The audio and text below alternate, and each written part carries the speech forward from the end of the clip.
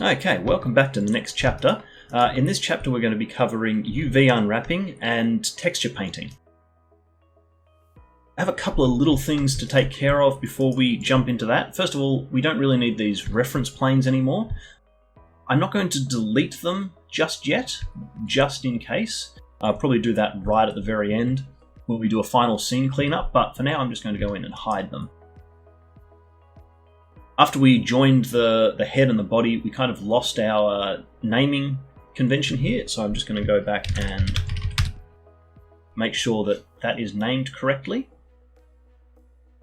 This head model, the sculpted head, we don't really need that anymore.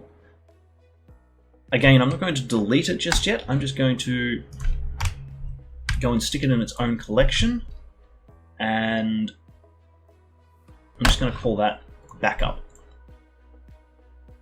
And I might just rename that sculpt, just so we don't get confused. And we don't need that anymore. So now that our scene has been taken care of, there's one last little thing that we need to do modeling wise before we jump into UV unwrapping. And I completely forgot to do this because her mouth is closed and all of our reference images don't have an open mouth anywhere. But if we just sort of peel her mouth back open a little bit here, you notice that it looks kind of funny. That's because she doesn't have any teeth. So we're going to give her some teeth before we move on. Now, adding teeth with a closed mouth is going to be a little bit difficult. First thing I'm going to do is drop down here to our shape keys, and I'm just going to create a temporary shape key and call it mouth open, just so we can have the mouth open while we're creating these teeth. Let's just open her jaw up a little bit. Let's just go to our side view, drop into wireframe. And this is going to be a little bit difficult figuring out exactly which edge loops we need, but maybe I'll just go through and do something like that. I'll then deselect all of those ones at the top, and now I can sort of come through and select back to somewhere about there.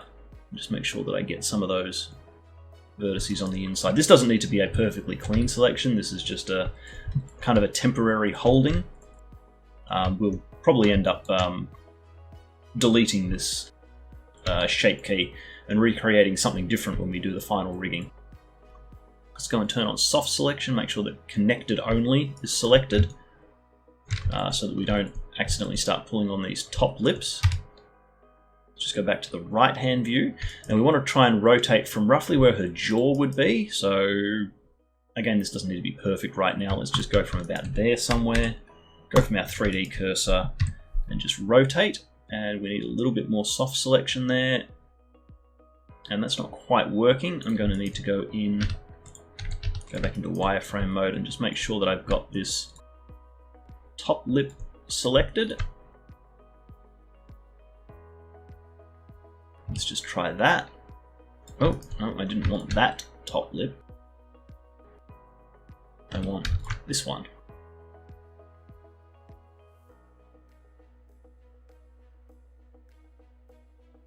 Try and deselect that ring around there.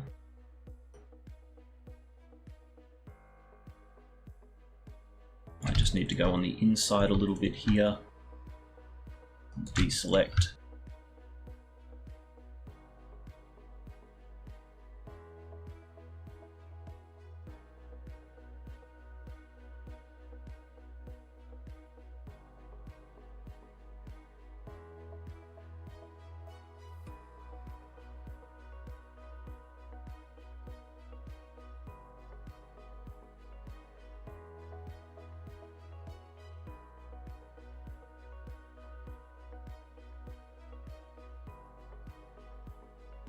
Okay, let's give that a try.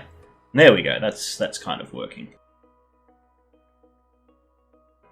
somewhere about there should be okay. We only want it open a tiny little bit. And again, this doesn't matter quite so much, but I will just smooth a couple of those areas out just a little bit.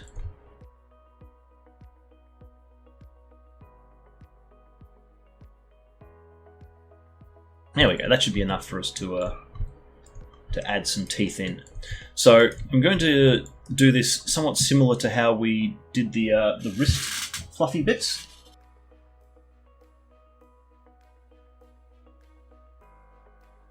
And create a path and use an array modifier to duplicate it along that path. So let's start by creating a path. Just make sure that that is back on the median point. And let's do the top lip, or the top row of teeth first. Just shrink that down quite a bit. And grab these corners, move them back. Now you have to remember that it's not the orange line here that our teeth are going to get attached to, it's the black line. So let's just make sure that that is sitting just inside the lips there. And just pull that one forward slightly as well. Maybe just shrink that a little bit. We can always adjust this after we've created our teeth, which we'll probably need to do. Let's just go to the right hand side here.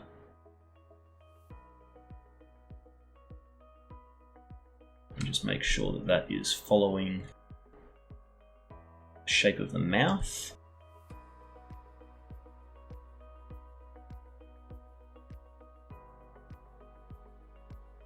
And I think I just want to pull these back a little bit further.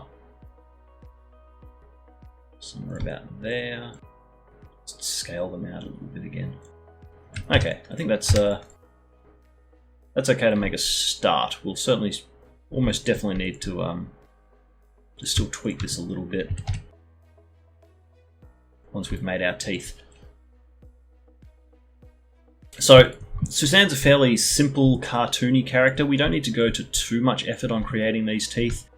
If you really wanted to make her a lot more, lifelike and a lot more monkey-like, you could go to the effort of creating, the front incisor teeth and the back molar teeth. In our case, I'm just going to make a really simple single tooth shape and duplicate that around. So let's just isolate this so we can work on it individually. Scale it down a little bit. Make it a little bit taller. Make it so that it tapers up ever so slightly. And let's maybe just bevel it a little bit. Oops, too much. Actually, I'm going to add a smooth modifier to this. So I think I might actually just go and add some edge loops in like this to hold this shape once we go and add the smooth mesh. And I think that's going to make it a little too sharp, so I'm just going to do that. And then maybe grab this center one, and we've still got the soft selection selected there, and let's just pull that up a little bit. Now we're going to add a smooth modifier to it, and that's not too bad. I might just squash it in that way a little bit.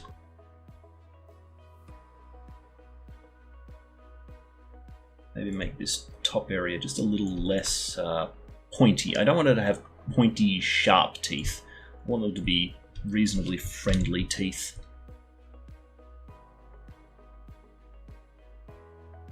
I think that should probably be okay. Alright, let's just go down here and go teeth underscore top. We'll eventually delete this NURBS path, so I won't bother naming that just yet. Let's drop out of isolated mode and let's go and add the array modifier. And in fact, I can see these teeth are going to be way too big already. I'm just going to select all of those and shrink that right down.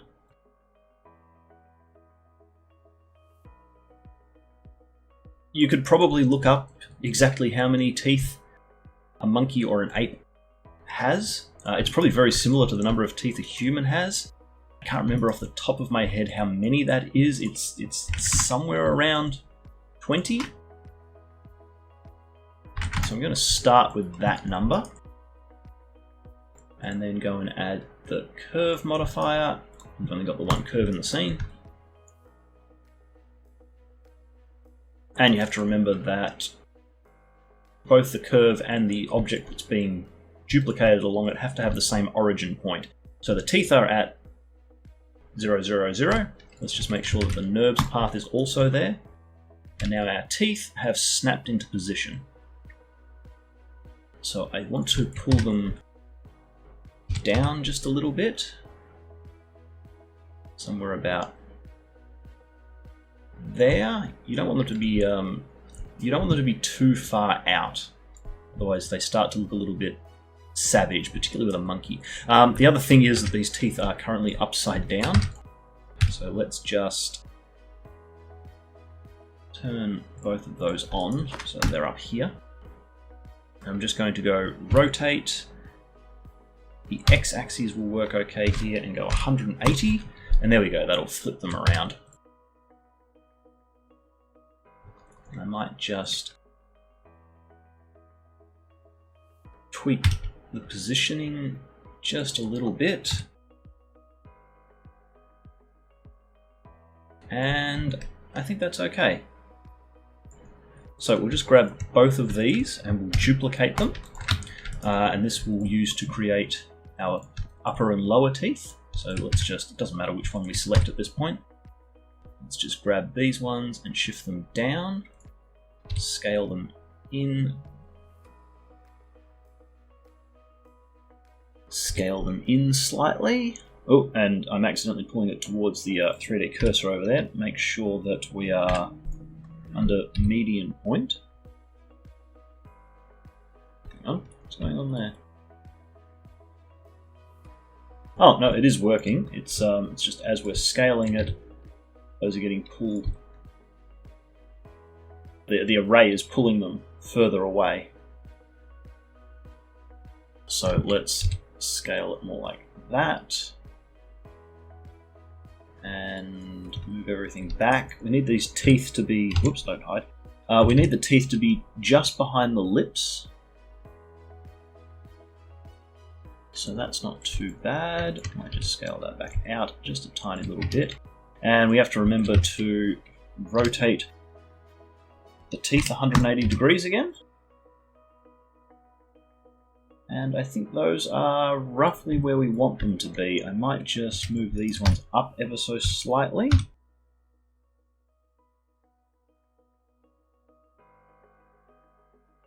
And it's just a little bit too much of a gap between the teeth there.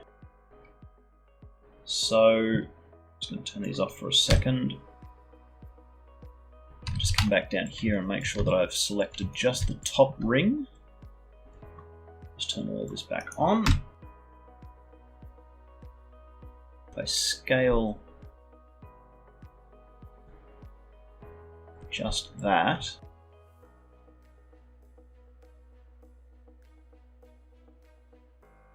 hopefully it will just fatten that. Seems to be fattening the whole thing. Hang on a second, let's just go down here so I can just look at this again. Oh, of course, we've still got the soft selection on, so it's wide enough that we're still actually scaling everything. So if I now just go there, scale,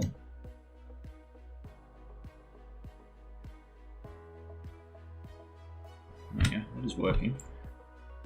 Just scale.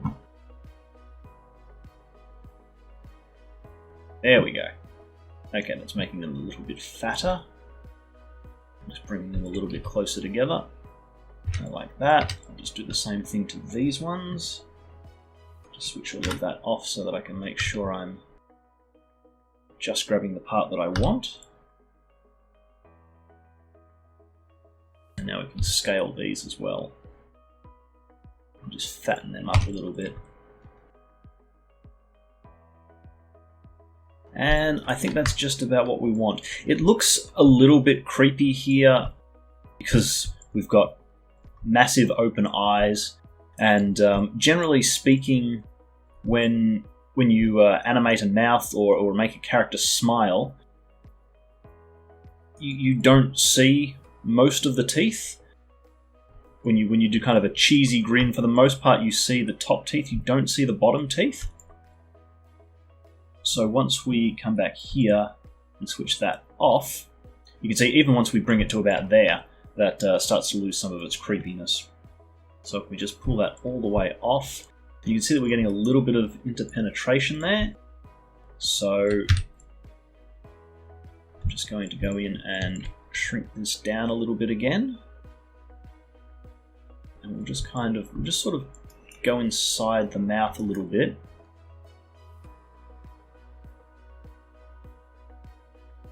Just make sure that all of these are on the inside of the gums.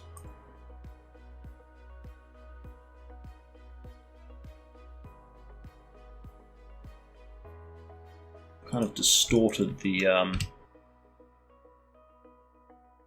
curve a little bit too much there. So I'm just going to try and smooth that out a little bit. Maybe grab these and just move them back in the y-axis a little bit, probably do about there somewhere.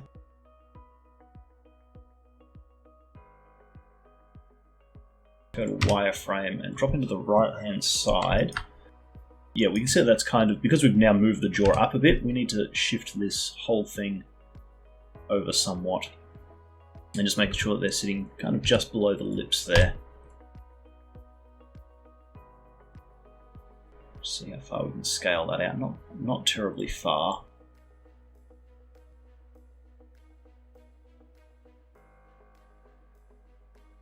Jump into edit mode for a moment, make sure that you've got the base keyframe selected. I'm just going to temporarily hide some of this. That's going to look really, really creepy just for a moment, but just while we make sure that these are kind of where we want them to be.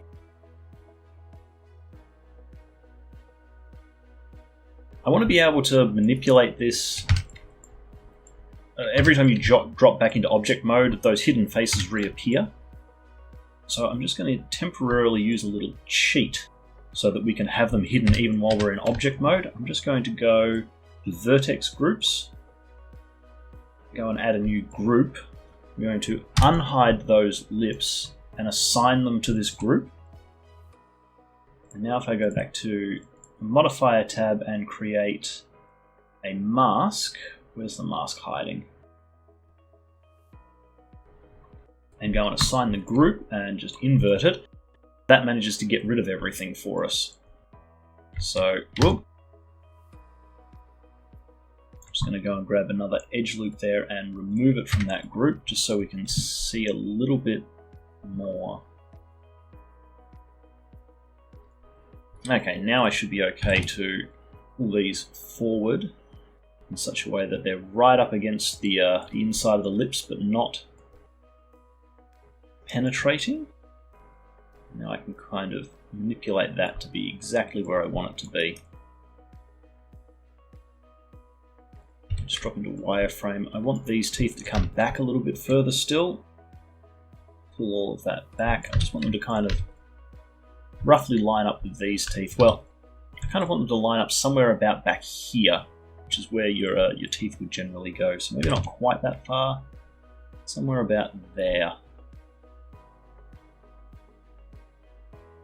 And I just want to make sure that this is fairly well mirrored, so we don't, if we just go to the array modifier, so we don't accidentally have too many teeth going backwards, but it looks like 20 is working quite nicely for us. And I'll just do the same here. Move that forward until it's basically touching the lips there. Scale that in just a smidge. We scale that out a little bit, almost until it penetrates the lips, but not quite. And I might pull those back a little bit further as well.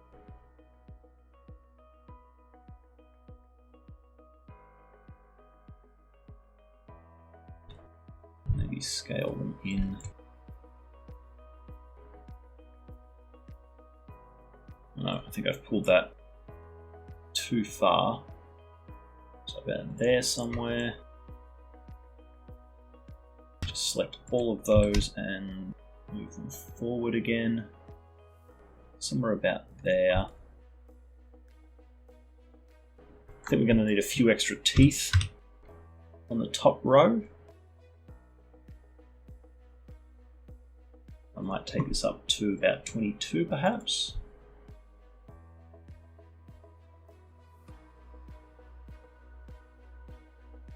Still think I can pull this out further.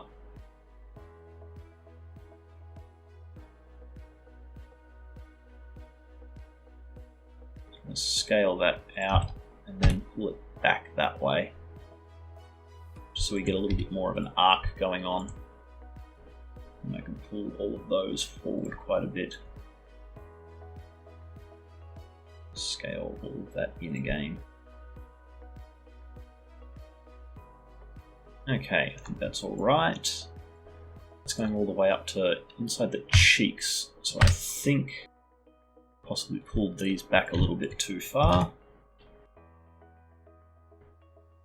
Just shift them forward somewhat, probably to about there. Then I'll probably need to scale that in again.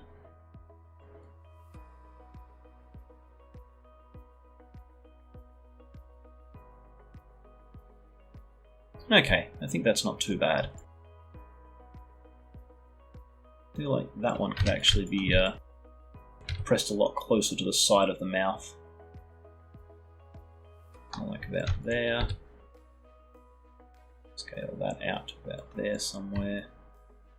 Possibly just pull those back a tiny bit. Pull that one forward. Again, just trying to get that arc that goes around there. And I think that means if I just go to the right hand side, yeah, I think we need another couple of teeth there. So now they're 22 on both the top and the bottom. And I think that's pretty good. So let's go in here and delete that mask. And now we should be able to kind of open the mouth, open and close that slightly.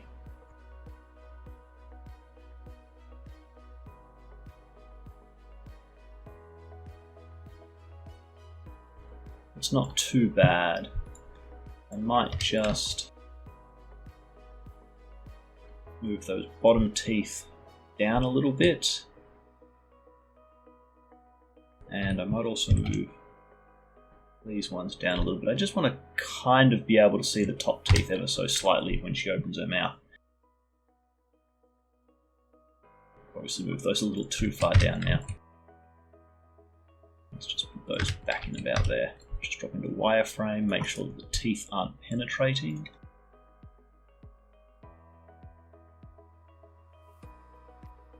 And I think that should be pretty good.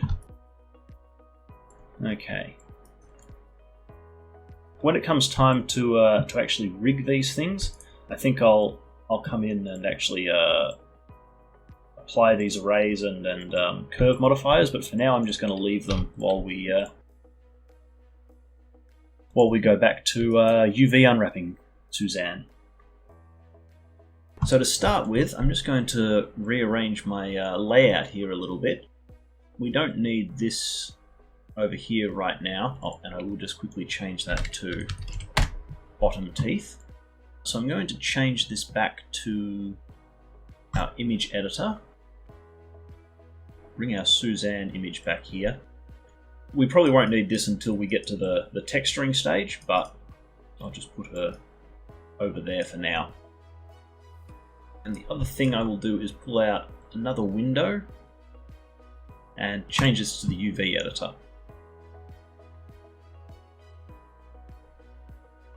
When you look at the image we've got over here, Suzanne's texture is very, very simple. I mean, we essentially have only a handful of colours. We've obviously got the dark brown and the light brown of her fur. We've got the pink of her nose.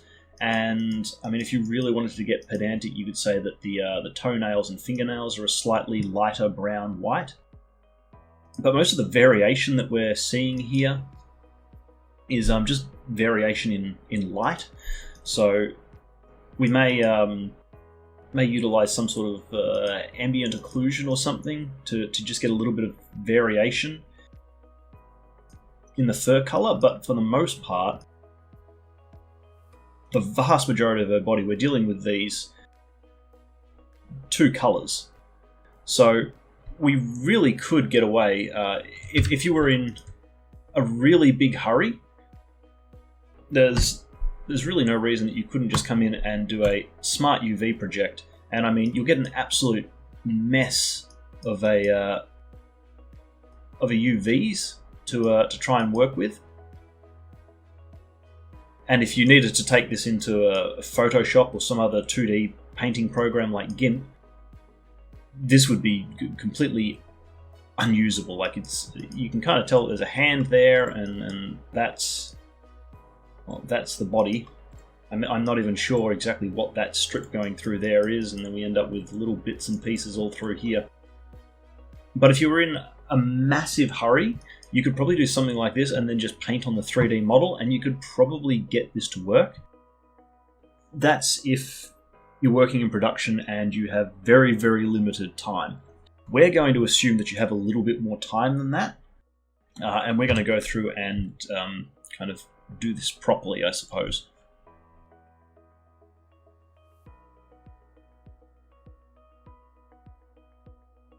I'm going to start by dividing up her body a little bit better. And in fact,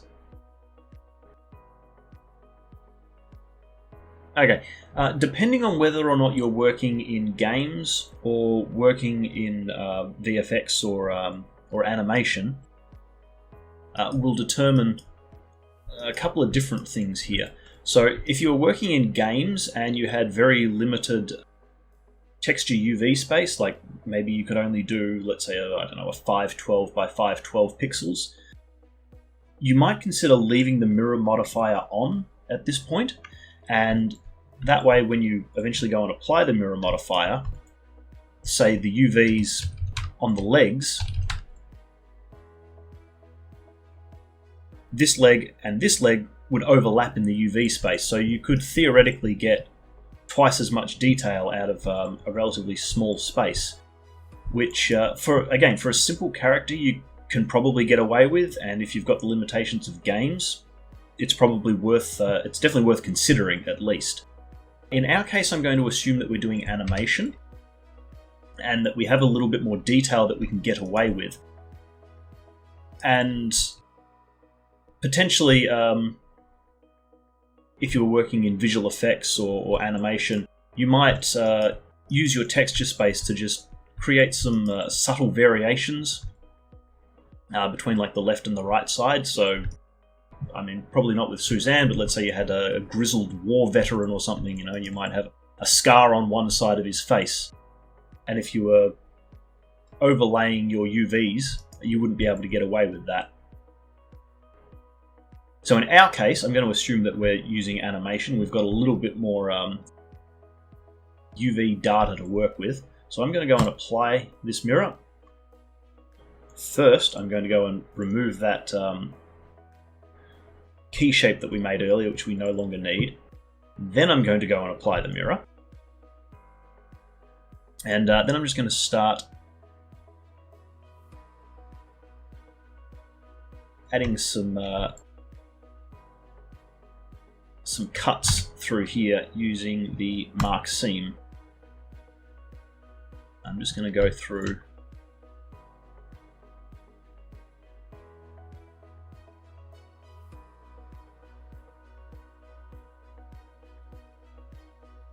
and just start dividing up Suzanne's body into manageable pieces.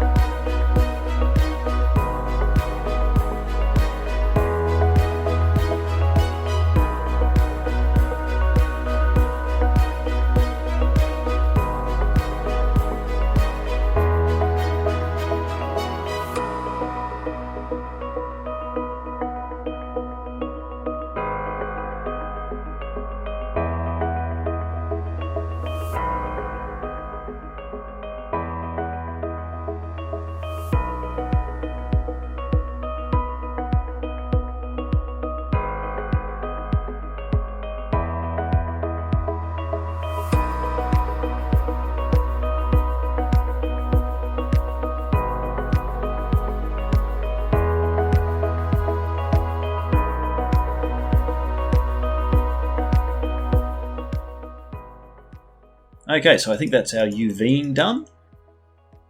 Now it's time to jump in and start painting some textures. So the first thing that we're going to want to do here is create a new texture map, diffuse texture map for Suzanne. So I'm going to go over here. We've already got most of this node set up, so I'm just going to delete our texture, checker texture for a minute, and I'm going to find an image texture.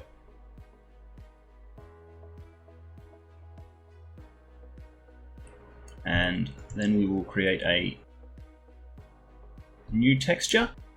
Now, what size you want it at is, to a certain extent, up to you. Again, if you're working in games, you might want it at 512 or 1024. For animation VFX, I'd recommend putting it up to at least 2K. In our case, I'm going to actually go and crank this all the way up to 4K. Just because it gives us the option later on, if we want to downsize this because it's taking up a little too many resources for our render, we can downsize it. But if we go and create it at, say, 1K, it's virtually impossible to up-res it.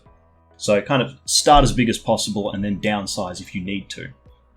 So I'm going to call this Suzanne _ diffuse. One of the things that kind of annoys me a little bit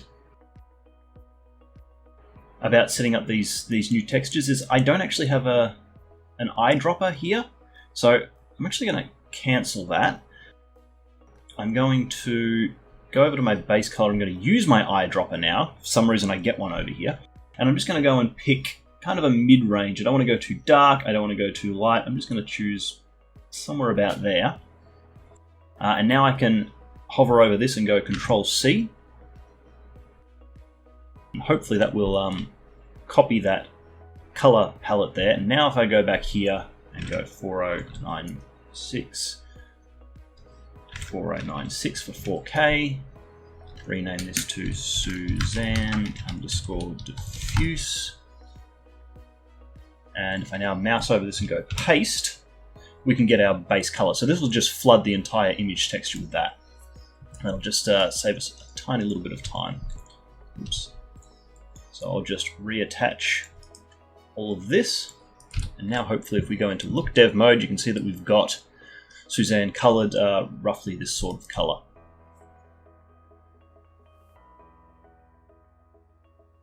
So with that set up, I'm going to go and tab into texture paint mode. Actually, let's go and use the texture paint mode, the actual layout. So it just kind of sets everything up nicely for us. I'm going to come down here and I'm going to go into my color palette. I'm going to create a new palette, and then I'm going to paste that base color in there and add it to our palette. This just means that we can always come back and we can always find this exact color, just in case we ever need it again. Also going to go back to our original image here, go and grab the eyedropper and go and get that kind of lighter gray and add that to our palette. Do the same with the nose. That mid color, add that. And I might also just add this toe color in here, although that does look like it's pretty much perfectly white. Let's just find out. I'll dab that. If I go in here, it is actually perfectly white. And I suspect that this color here will be very, very similar to some of these other colors. You can see there's a tiny little bit of a color movement in there. It's probably not too big a deal. So let's put this back to our texture map. I'm actually going to divide this screen and make sure that we can always see our original reference image. I'm going to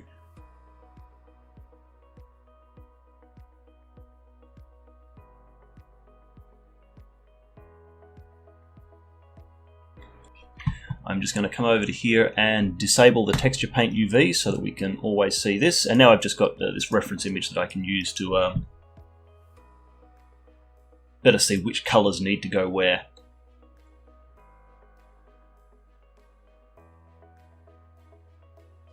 So let's dive in here. Radius is okay. I'm going to crank this strength up to 100 just while we're getting started. We'll probably need to go through and blur some colors as we go. But now that we've got this set up, we should be able to just start painting. And now, as you can see, we don't have mirror turned on at the moment.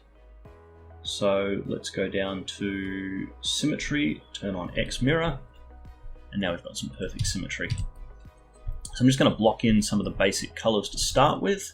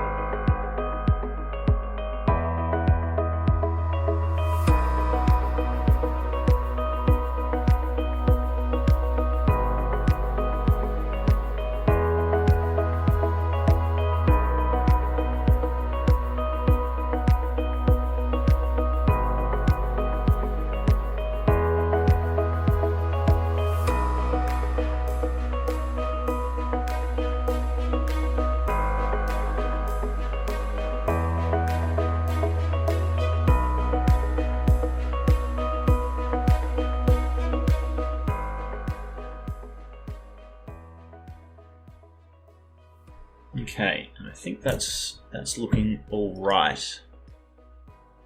So I think we'll use that as our base. I might still come in and just paint a little bit more variation through the fur here. Just give that a quick save. Now, one of the other things that you have to remember with Blender is that it doesn't save your textures by default. So even though I'm just saving the scene here, if I was to close this and reopen it, this texture would completely disappear. So you have to remember to come over to Image here and go Save As, and we'll just make sure that goes into our textures. It already names it Suzanne Diffuse. I recommend using at least PNGs. If you really want to up your quality, you can use Targas or OpenEXR, TIFFs. Those are just higher quality formats. There's a lot more data that can go into them. JPEGs tend to compress your image a little bit. Depending on the kind of work that you're doing, it may not matter too much. High-level studios will mostly probably be using OpenEXR or Targa and TIFF. I usually just use PNG. It's still a relatively small format with minimal compression. And it also supports alpha, which is a bonus. We don't need alpha in this instance, but occasionally you do.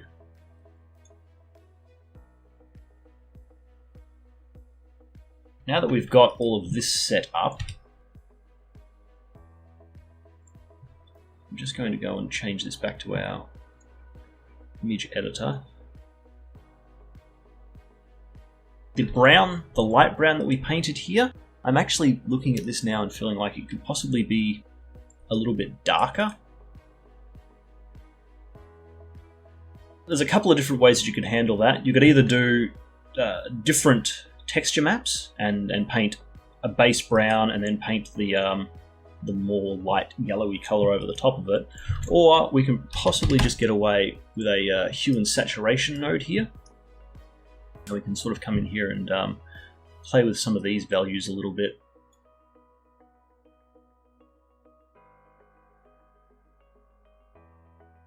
And see if we can't just make this a little bit more along the lines of the color that we're looking for.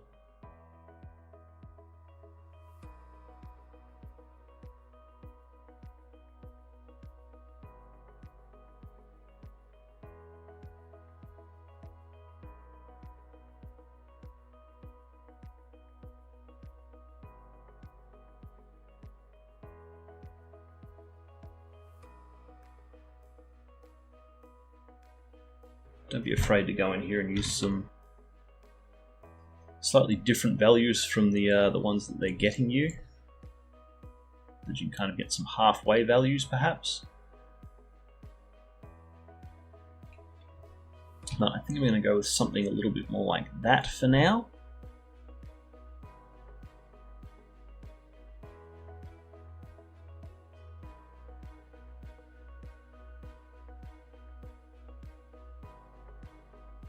Another way that we might be able to get just a little bit more free detail in this character is to come in here and grab the top one here, an ambient occlusion node.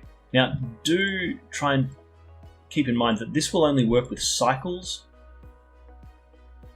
It doesn't currently work with Eevee, although I have heard that in Blender 2.8 the ambient occlusion will work with Eevee.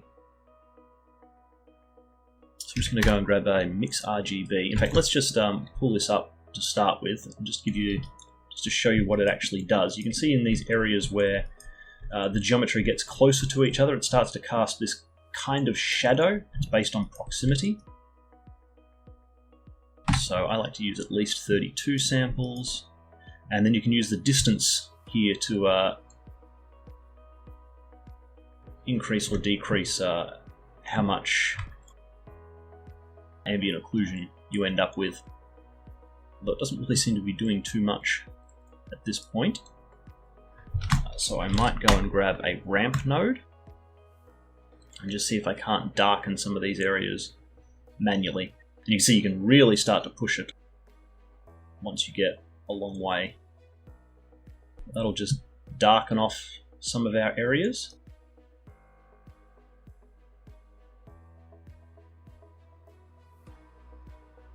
And you can see that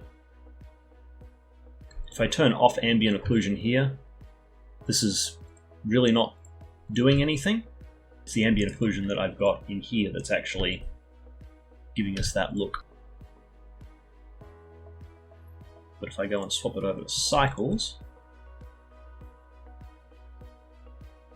go to rendered, now you can see that we're getting actually some fairly strong ambient occlusion. It probably does not need to be that strong in cycles. So what you can do is mix this in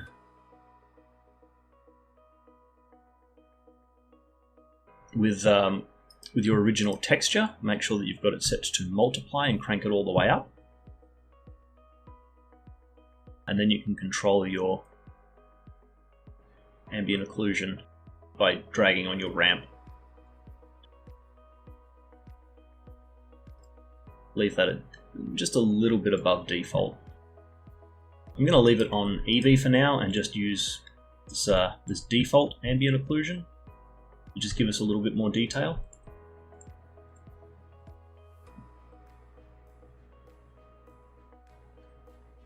Just leave that at about. You don't want to set your ambient occlusion too high, because it is supposed to be just kind of for these little shadow areas. So I'd be saying under half a meter, probably somewhere around about there, is all you want to be using. I'm going to leave this in here, even though it doesn't work in EV yet, just because I can now swap back and forth between EV and cycles, and I can have some increased ambient occlusion. Now I'm looking at the colors that we've got here and kind of comparing them to the colors of our original drawing here. And even with this hue and saturation here, I'm not 100% happy. I think these colors that I chose for the face and the light brown of the body, I think I just chose a little too much in the highlights. And I'd really like to get this kind of more darker, almost goldy honey sort of color in there. And possibly even a little bit more with the body. So I'm actually going to delete the hue and saturation there and just replug that in. And I'm just going to jump into Photoshop and just tweak these colors a little bit. Okay, so I've opened up Photoshop here, and I've also gone and brought in our original sketch of Suzanne here, just so I can have her there as a little bit of reference for the color. So I'm going to go back to here, back to this layer, and this is obviously working in Photoshop here. I assume that you will have some very similar controls if you were working in, say, GIMP or your 2D application of choice. So I'm going to go under Select and select Color Range, and I'm going to turn off that top layer for a second and go back in.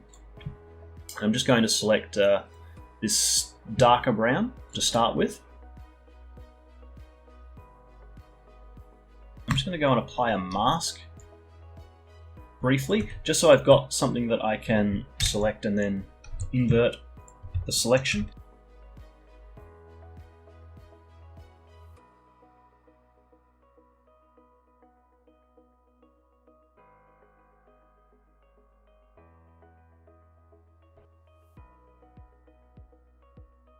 With this selected, I can now come in and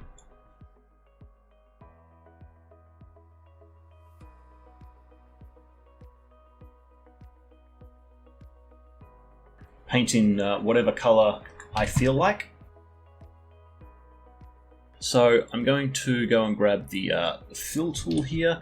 I'm just going to make sure that I get a color that I kind of like. So I can either go really light, I can go really dark. I'm going to try and get something that's kind of in the middle and go and plop that down instead. I'm then going to invert, hold down Control Shift and I to invert your selection. And now I'm going to go and choose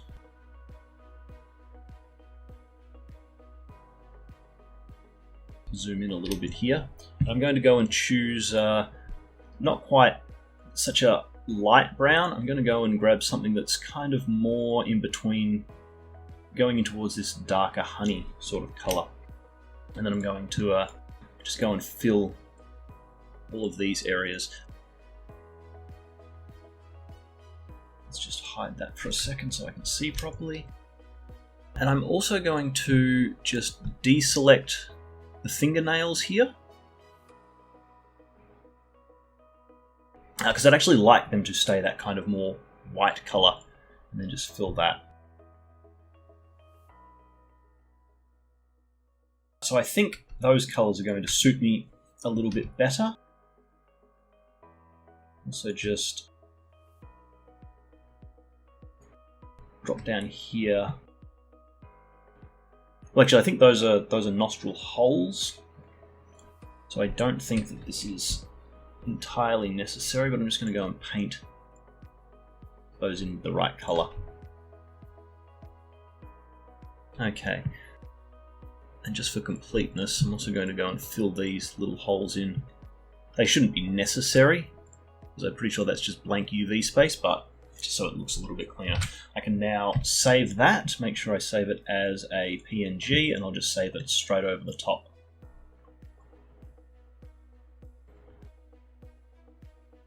Oh, and I just realized I've missed the ears over here, so I'll just quickly do those and resave that. And jump back into Blender. Okay, so now that we're back here in Blender, all we need to do is go to Image over here and reload, and now we get our slightly different coloured version of the texture map coming in. So now that we've got these base colours fairly well down pat, I'm going to create a new texture map, and this one's going to be used to add a whole bunch of extra detail. Adding some extra dark patches, adding some extra highlights, just breaking up this texture a little bit, because at the moment it's looking fairly flat. So let's jump into texture paint mode. Let's go over to here and create a new texture. Let's create a new base color. We will call this one Suzanne _diffuse _details. Make sure to keep it at the same resolution, otherwise you could run into some problems. Make sure that alpha is checked on, because for this particular texture map, alpha will be important. Go in here, and it doesn't really matter what color we use, I'll just put it to black, but what's important here is that we put this alpha all the way down to 0. And click OK. And that will create us a new texture map over here. So I'm going to go and put this above our diffuse, and I'm going to plug that vector into there. I'm fairly sure that these textures use UV space by default, but just for consistency, we'll plug all of that in there. Now we need to set this up so that it layers over the top of our diffuse map. So to do that, I'm going to duplicate our mix RGB node here and plug that into there. And then plug our color into the other color slot. You'll see everything goes black. Then we're going to grab the alpha and plug that into the factor, and then that will essentially take this thing's alpha of 0. And now when we come in here and paint, we'll be painting both color and alpha, and it'll allow it to show up. So let's just go and grab the pink so we've got a nice bright color to contrast. Make sure that we've got the details selected there, and if I just go and paint on this, oops, let's make sure that we've got strength set all the way up, and paint, and you can see that we get a color overlaid. I'm just noticing in the corner here, it looks like we've got multiply turned on. No, that's set to mix. Oh, no, I can see. Because I duplicated the RGB mixer over here, it's been set to multiply. If you create one by default, you see that it's usually set to mix. So all we should need to do is set that to mix. And now if we come here and paint, you can see that that's working perfectly. Okay, now remember that we've just created a new texture here. So let's go and select the details and make sure that we go Save As. Suzanne, diffuse details, good. Save As. Now we should be ready to start painting. Oh, actually, there's one last little thing that we need to do. Because we went and changed all of our colors slightly, I've got the wrong color palette down here. So I'm just going to reselect some of these. Let's remove these first. And then make sure that we select that brown and add that to our palette. And select that lighter brown and add that to our palette. I'll just save so that that palette gets saved with our Blender file. You are just able to select this and paint straight away, but I'm just going to go and make sure that I've got that selected, just so you can sort of see what's happening over there. And now that we've got all of this set up, I'm going to change this back to our image editor and make sure that we've got this selected. And now I'm going to start painting in some of our extra details. So to start with, I'm going to go and choose a darker brown. So something under the armpit here works fairly well, and I'll add that to our palette. What we're going to do now is start painting in some of these darker brown areas. So if I just come and do a quick squiggle there, you can see that's kind of what we're aiming for, but this is way too strong, so we'll need to drop our strength a little bit. And I also want to try to add a little bit of extra texture here. So I'm going to undo that. I'm going to come and add a little bit of jitter. And you'll see that as I paint now, I kind of get this dotty sort of effect happening. And as well as that, I'm also going to go and add a texture mask. Oops, new. And then go over to the texture tab, make sure that we've got that new texture selected, and change it to clouds. Now, interesting little thing that happens here. You can see that that's loaded the texture mask in there. I don't know whether this is a bug or not, but it also goes and loads it into the texture, which in this case I don't want. So I'm going to remove that and just use the texture mask. And now, when I paint, you can see that we get this kind of splotchy, cloudy effect, and that's what I want. I'm going to come in here and just reduce our strength down to somewhere around about 0.3. Just give that a quick test. And I think that's okay. I want this to be fairly subtle, and I expect that I'll be brushing over it a number of times before I'm satisfied. I think that's all we need. Just double check we're working on the diffuse, the details layer here. And I'm going to go in and start painting.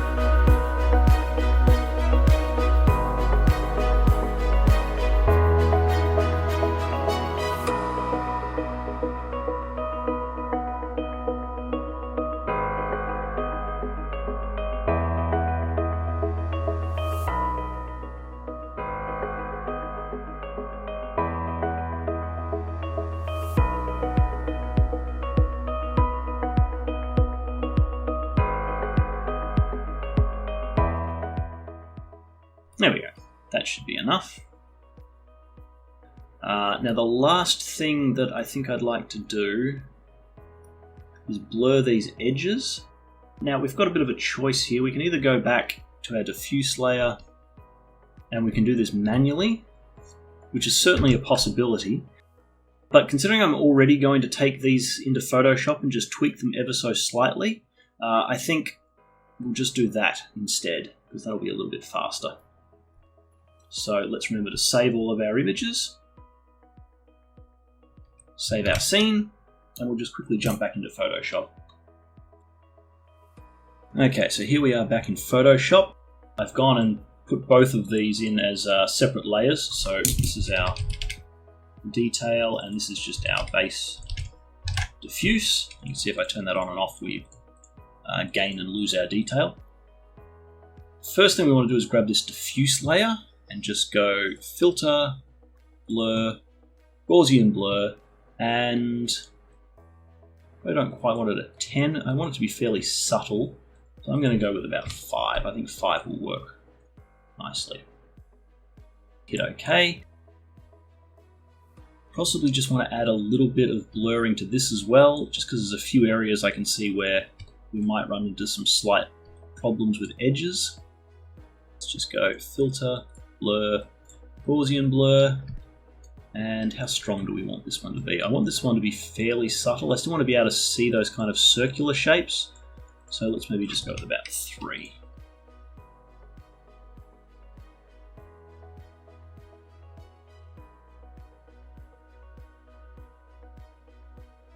Let's save these out again.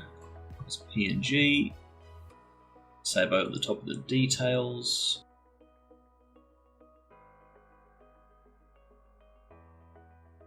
Need to remember that these are separate. Oh, it's not allowing me to save because I've actually still got it open over here. So let's do it this way. PNG, save.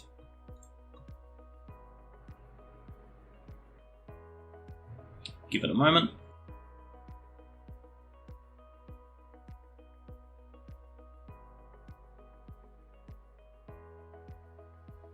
And go back to our diffuse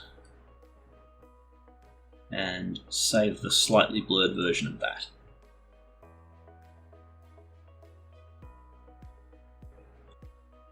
And as you can see back over here in Blender, both of these textures are now blurred.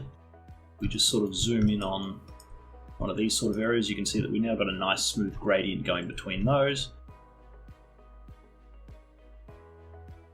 Dotty effects have kind of smoothed themselves out a little bit. So that, I think, concludes our texturing. We've kind of already set up our materials fairly well in here. Let's just join that down there. So generally speaking, you want to be using the principled BSDF. That gives you the most control over things here. In our case, because Suzanne is a simple character and a furry character, she's not going to have a lot of specularity. There's really no reason for her to be particularly shiny.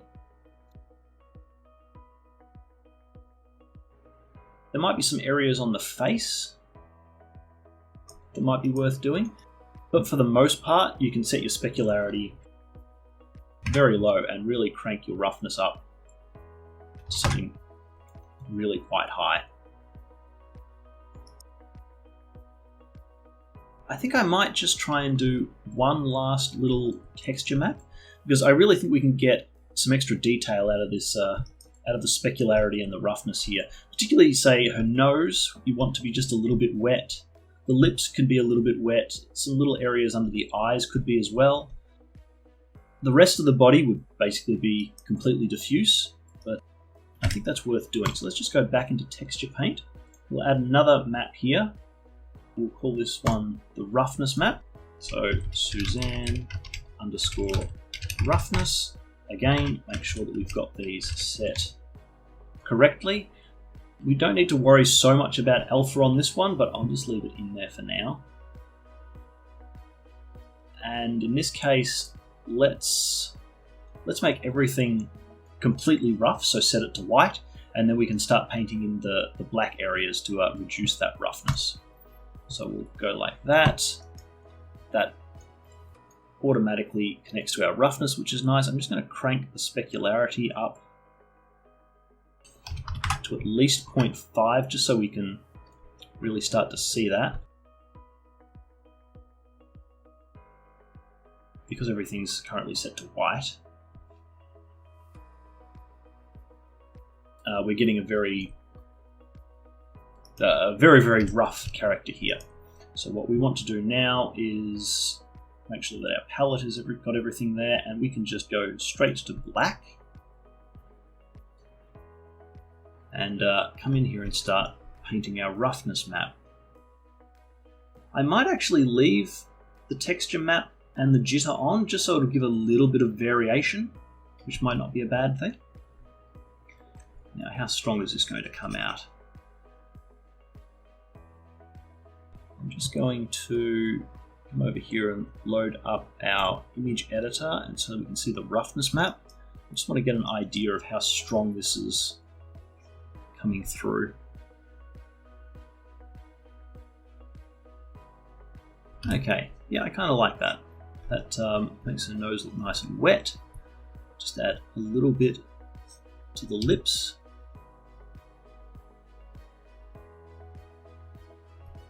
Don't want to overdo that, just want it to sort of catch some highlights, as you can see there.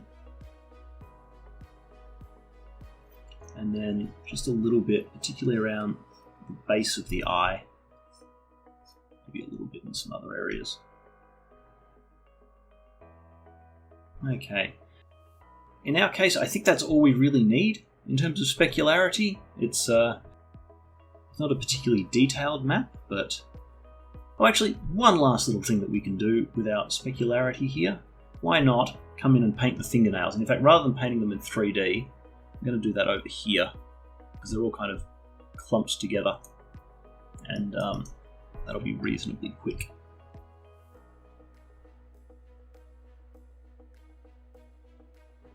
Quickly paint some of this in, and just be careful so that you don't, the jitter here doesn't force you to accidentally start painting some of these other islands. There you go, that should give us a nice little bit of variation, which will probably be very difficult to see, but when you sort of catch them in the right light, I might even just make them a little bit darker. Just because this is a sort of a cartilage thing, this will be a lot shinier than most of the rest of her. There you go, now we're picking up some highlights. Okay, fairly happy with that. I might even just reduce that just a little bit. There we go. Okay, I think that's our specular map. Again, don't forget to save it. Make sure that you're saving it under textures. And just so we're safe, no, we've saved all of our images. You can see that that's grayed out. That there takes care of our texturing and our materials.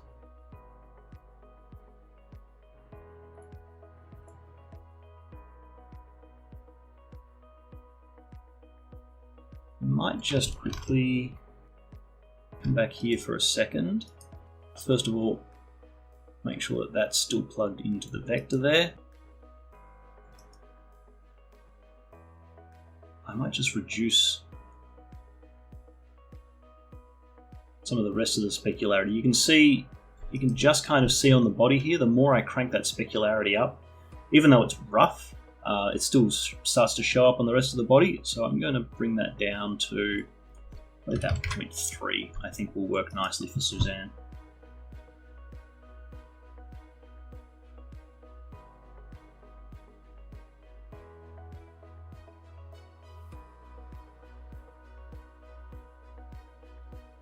So that takes care of our textures and materials, and in the next lesson we're going to move on to setting up the rig, which is quite exciting. Suzanne is just about ready to start moving.